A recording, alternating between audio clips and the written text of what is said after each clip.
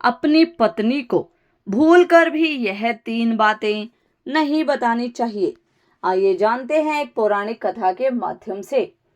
एक बार की बात है, भगवान शिव कैलाश पर्वत पर बैठकर माता पार्वती को कहानी सुना रहे थे। भगवान शिव माता पार्वती को कह रहे थे कि हे देवी, किसी भी मनुष्य को यह तीन बातें अपनी पत्नी को कभी भी नहीं बतानी चाहिए। फिर माता पार्वती कहती है कि हे प्रभु, वह कौन सी तीन बातें हैं? मैं भी जानने के उत्सुक हूँ। कृपया कर आप मुझे भी वह तीन बातें बताएं। तब भगवान शिव कहते हैं, हे देवी पार्वती, जरूर मैं आपको वह तीन बातें कहानी के माध्यम से बताता हूँ। आप इस कहानी को पूरा और ध्यान पूर्वक जरूर सुनना। फिर भगवान शिव कहते हैं, हे देवी पार्वती, एक समय की बात है, रायपुर गांव में मोहन नाम का एक आदमी रहता था। मोहन बहुत ही भोला भाला था और बहुत ही सीधा साधा था। उसने अपने जीवन में कभी कोई पाप नहीं किया था और मोहन की जो पत्नी थी वह थोड़ी भुलक्कड़ स्वभाव की थी और मोहन के छोटे छोटे बच्चे भी थे। मोहन अपनी पत्नी से किसी भी प्रकार की किसी भी बात को नहीं छिपाता था और मोहन अपने घर में अकेला ही काम करने वाला था। मोहन गांव में रहता था। उस गांव में सबसे गरीब केवल मोहन ही था, तो हर कोई मोहन की पत्नी और मोहन का गरीब होने के कारण उनका मजाक उड़ाया करते थे। मोहन अपने गांव में जो बड़े बड़े सेठ थे उनके यहाँ नौकरी किया करता था और उनके पशुओं को चराया करता था और इसकी वजह से मोहन का घर खर्च चलता था और दो वक्त का भोजन मिलता था।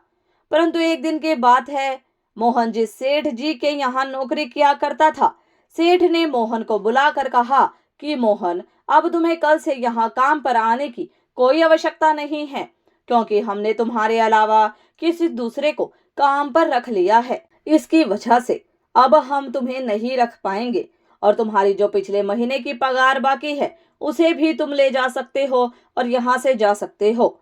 उसके बाद मोहन सेठ से अपने पिछले महीने की पगार लेकर अपने घर आ जाता है। मोहन बहुत ही दुखी होता है और फिर अपने घर आकर मोहन अपनी पत्नी को जैसे ही पैसे देता है तो मोहन की पत्नी बहुत ही खुश होती है। परंतु उसके बाद मोहन जब अपनी पत्नी को बताता है कि मेरी नौकरी छूट चुकी है, अब कल के बाद मैं काम पर नहीं जाऊंगा, उस दिन के बाद से मोहन अपने घर पर ही रहता था, क्योंकि मोहन के पास कोई भी काम नहीं था।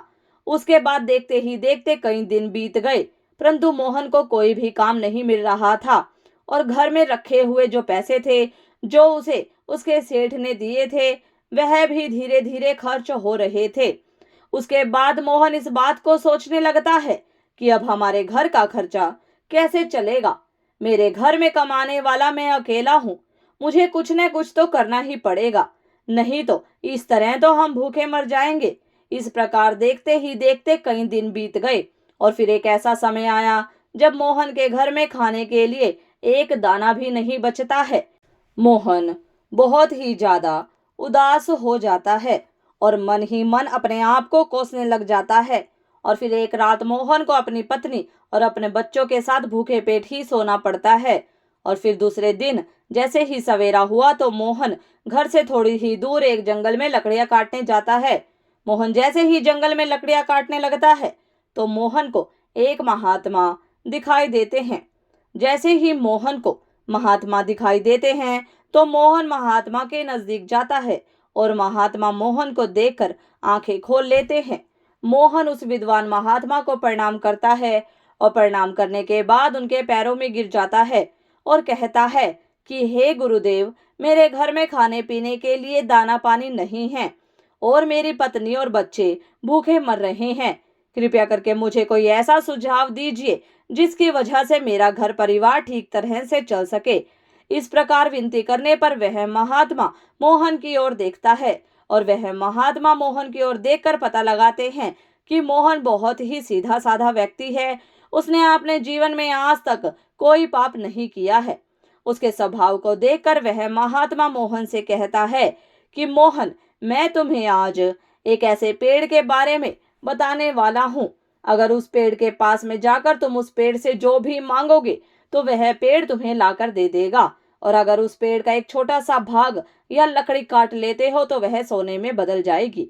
और इस तरह तुम अपने घर को आराम से चला सकते हो और अपने घर की गरीबी को दूर कर सकते हो। मगर महात्मा मोहन को यह बात भी कहते हैं कि अगर तुमने इस बात को किसी दूसरे आदमी या औरत को बताया तो उस दिन के बाद से तुम्हें वो किसी भी प्रकार की वस्तु नहीं देगा और तुम्हें सब कुछ देना बंद कर देगा। मोहन सीधा साधा इंसान था। मोहन उस महात्मा के द्वारा बताए गए उस पेड़ के पास जाता है और पेड़ के पास जाकर मोहन उस पेड़ से अपनी पत्नी और अपने बच्चों के लिए सबसे पहले उस पेड़ से एक बोरी अनाज मांगता है। जैसे ही मोहन पेड़ से एक बोरी अनाज मांगता है तो झट से एक बोरी अनाज मोहन के पास आ जाता है। मोहन उस अनाज की बोरी को लेकर अपने घर चला जाता है और घर जाकर अपनी पत्नी और अपने बच्चे को अनाज की बोरी देता है, जिससे वे सभी भरपेट भोजन करते हैं। उस दिन मोहन ने अपनी पत्नी को यह नहीं बताया था कि मैं अनाज कहाँ से लाया हूँ, परंतु जैसे ही मोहन दूसरे दिन उस पेड़ के पास जाता है और मोहन उस पेड़ से 50 सोने की मोहरें मांगता है, जैसे ही मोहन मांगता है झट से वो पेड़ 50 सोने की मोहरें दे देता है और मोहन 50 स्वर्ण मोहरें पाकर खुश हो जाता है और अपने घर पर आ जाता है। घर आकर मोहन अपनी पत्नी को 50 सोने की मोहर देता है तो मोहन की पत्नी बहुत खुश होती है और उसके बाद मोहन अपनी पत्नी को सारी बातें बता देता है।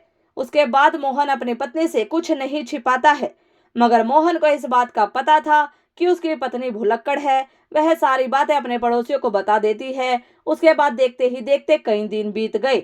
मोहन इसी तरह रोज 10 सोने की मोहरें उस पेड़ से मांगकर लाने लगा और फिर एक दिन की बात है जब मोहन अंत में उस पेड़ से हजारों स्वर्ण मोहरें मांग लाता है।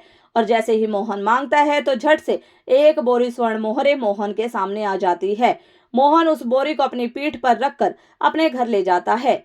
वे स्वर्ण मोहरें पाकर मोहन बहुत धनवान हो गया। मोहन के पास बहुत सारा धन हो गया। मोहन जिस सेठ के यहाँ नौकरी किया करता था उस सेठ से ज्यादा तरक्की मोहन ने कर ली और मोहन उससे भी ज्यादा धनवान हो गया। यह सब देखकर मोहन के गांव वाले दंग रह गए और वे सोचने लगे कि आखिर यह मोहन इतना धनवान कैसे हो गया। मोहन से अगर कोई इस बात को पूछता कि आखिर तुम इतनी जल्दी धनवान कैसे बन गए तो मोहन किसी को भी सच नहीं बताता था, क्योंकि मोहन ने उस विद्वान महात्मा ने किसी को भी बताने के लिए मना किया था। परंतु वे लोग मोहन को छोड़कर मोहन की पत्नी से इस बात को पूछने लगे। मोहन की जो पत्नी थी वह बुलक्कड़ स्वभाव की थी, तो उसके पेट में कोई भी बात नहीं पचती थी। तो मोहन की पत्नी ने सारी बातें गांव वालों को बता दी कि आखिर मेरा पति कहाँ से धन लाता है। तो देखते ही देखते मोहन एक दिन फिर से उस पेड़ के पास धन लेने के लिए जाता है, तो वह पेड़ मोहन को धन नहीं देता है। मोहन कई बार उस पेड़ से धन मांगता है, मगर मोहन के मांगने पर भी वह पेड़ मोहन को कुछ नहीं देता है। और उस दिन मोहन फिर अपने घर जाता है और इस चीज के बारे में ज्यादा नहीं सोचता है। मगर जब मोहन दूसरे दिन उस पेड़ के पास जाता है तो उसे उस दिन भी मोहन कई घंटों तक उस पेड़ से धन मांगता ही रहता है, मगर उसे कुछ भी नहीं मिलता। फिर मोहन निराश होकर वह अपने घर आ जाता है। मोहन अपने घर आकर अपनी पत्नी से कहता है कि हे भाग्यवान, आज मैं उस पेड़ के पास जाकर आया हूँ, लेकिन उस पेड़ से मैंने धन मांगा तो उस पेड़ ने मुझे कुछ नहीं दिया। तुमने किसी को उस पेड़ के बारे में बता तो नहीं दिया। मोहन की पत्नी भुलक्कड़ स्वभाव की थी और वह अपने मन में किसी भी प्रकार की बात को नहीं पचाती थी। तो मोहन की पत्नी मोहन से कहती है कि पिया जी, जब मुझे गांव वालों ने पूछा कि इतना सारा धन तुम्हारे पास कहाँ से आया, तो मैंने उन सबको उस पेड़ के बारे में बता दिया। अपनी पत्नी के मुख से यह सब बातें सुनकर मोहन समझ जाता है कि सारा दोष मेरी पत्नी का ही है। उसके बाद मोहन अपनी पत्नी को बहुत डांटता है और फिर इस तरह से कई महीने बीत जाते हैं। मोहन के पास जो धन था वह भी धीरे धीरे खर्च होता गया और देखते ही देखते मोहन फिर अमीर से गरीब होने लगता है और देखते ही देखते मोहन की पहले जैसी स्थिति हो जाती है। मोहन के घर में खाने के लिए एक दाना भी नहीं बचता। एक दिन फिर मोहन और उसकी पत्नी और उसके बच्चे भूखे ही सो जाते हैं। तब मोहन अपनी पत्नी को कोसने लगता है और अपनी पत्नी से कहता है कि भुलक्कड़, यह सब तेरी वजह से हो रहा है। अगर मैं तुम्हें नहीं बताता तो आज यह दिन मुझे देखना नहीं पड़ता। फिर मोहन उस महात्मा को ढूंढने के लिए जंगल में जाता है, मगर मोहन को वह महात्मा पूरे जंगल में नहीं मिलता है। फिर ढूंढते ढूंढते कई घंटे बाद महात्मा मोहन को मिल जाता है। महात्मा मिलते ही मोहन उनके चरणों में गिरकर रोने लगता है और गिड़गिड़ाने लगता है और कहता है कि हे गुरुदेव, आखिर मुझे ऐसी कौन सी भूल हुई है जिसकी वजह से आप मुझसे रूठ गए हैं। आप ही मेरे भाग्य विधाता हो। हे गुरुदेव, आप मेरी भूल को माफ करें, क्योंकि मेरी एक भूल के कारण आज मेरे बच्चे भूखे सो रहे हैं। इसीलिए हे गुरुदेव, आप मेरी सहायता करें। उसके बाद वह महात्मा मोहन से कहता है कि मोहन, अगर ऐसी बात है तो मैं तुम्हें माफ करता हूँ, परंतु आज मैं तुम्हें एक बात बताने वाला हूँ। और मेरी बात यह है कि कभी भी जीवन में यह 3 बातें हर पुरुष को अपनी पत्नियों को नहीं बतानी चाहिए। जो पुरुष इन बात को बताता है वह पुरुष हमेशा ही जीवन में सदा के लिए दुखी रहता है, सदा के लिए जीवन में गरीब रहता है। उसके बाद वो महात्मा कहते हैं कि मोहन, अगर इन 3 बात को तुम आज से ही अमल कर लोगे तो फिर से तुम्हारे अच्छे दिन आ जाएंगे।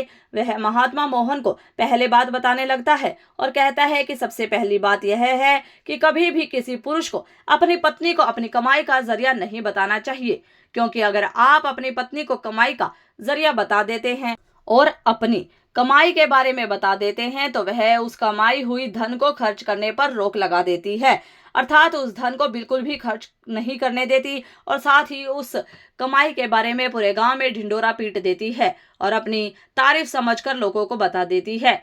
दूसरी बात, किसी भी पुरुष को अपनी पत्नी को कभी भी अपनी कमजोरी नहीं बतानी चाहिए, क्योंकि जब पुरुष अपनी पत्नी को कमजोरी बताता है तो वह खुद फंस जाता है।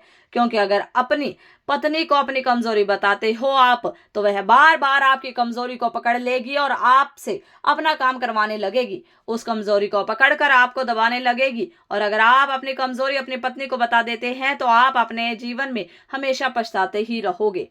तीसरी बात, किसी भी पुरुष को अपनी पत्नी को अपने जीवन में हुई अपमान के बारे में नहीं बताना चाहिए, अर्थात जो पुरुष अपनी पत्नी को अपने अपमान के बारे में बताता है तो वह पत्नी हर छोटी से छोटी बात पर, छोटे छोटे झगड़ों पर आपके उस अपमान के बारे में बोलकर उसका हवाला देकर आपको परेशान करेगी और आपको मजबूर करेगी और बार बार उस अपमान का हवाला देगी।